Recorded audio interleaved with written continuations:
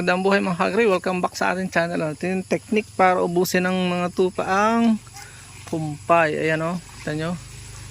Kapag ka po kinukulang ng pakain, katulad nyo no, medyo hawa na.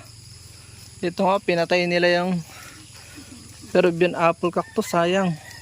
Wala tayong magagawa, mas mahal natin ang tupa. Kailangan talaga may hiwalay na sa mga halaman. Mauubos po nila yan. Saka mo huhilahin kung mayroong pandaon sa taas. Ano? Kasi po katulad nila, kailangan mo ganyan yan, ihang. Kasi nga parang kambing din po yan. Kapag ka po yung natatapakan, maraming hindi nakakain yun. Natapakan yung isa. Hindi na yun naputol kasi. Kailangan mo siyang itaas. Ano? Napakaganda po niyang kakawati sa katawan ng mga kambing sapagkat mapait po yan. Natural ano na yan. Tatanggalin natin itong isa. At pwede naman yan. Isasandal mo dito sa mga ganito. Dito sa sanga ng lansones. Yan o. Para, yun o, kita nyo. Pinuntahan agad o. Pero kung yung nakahiga, tatapakan lang yan. Sayang naman. Hagyanan, sumuloy si kakawati. Okay. Yan, nakita nyo, konti na agad oh. Kung kailangan hilahin, di hilahin na lang. Parang hindi ko siya gustong hulahin dahil nasuloy pa uli. Sayang naman. Yan oh. Saglit lang eh.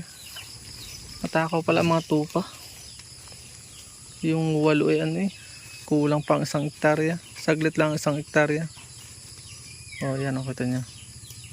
Yun lang po, in-update ko lang ko yun. Tayo nagpapahaba ng mga video sapagkat marami tayong mga ka-agree na nangangailangan din panoorin ng iba. Makakabala po tayo. Yun lang po information na gusto ibahagi. Ihang nyo para hindi maubos ang ano, para hindi siya masayang. Maubusin nila yung kanilang, yung ating mga kumpay. Kung hindi pa ako nakakagawa ng kumpayan nila, yung patungan talaga magka-ekis. Bye bye and God bless. Hanggang dito na lamang po ang ating vlog. I hope na may natutunan po kayo at napagpala sa panonood. If you like this video at mahilig po kayo sa mga ganitong klaseng upload, please consider subscribing and hitting the bell icon so that you'll get notification sakaling may latest po tayong upload. Hanggang dito na lamang po. Maraming salamat. God bless. Bye-bye. Bye-bye muna. Bye-bye. Bye-bye muna. Bye-bye. Bye-bye sa ating mga subscriber viewers. Bye-bye muna. Bye-bye. Bye-bye muna po.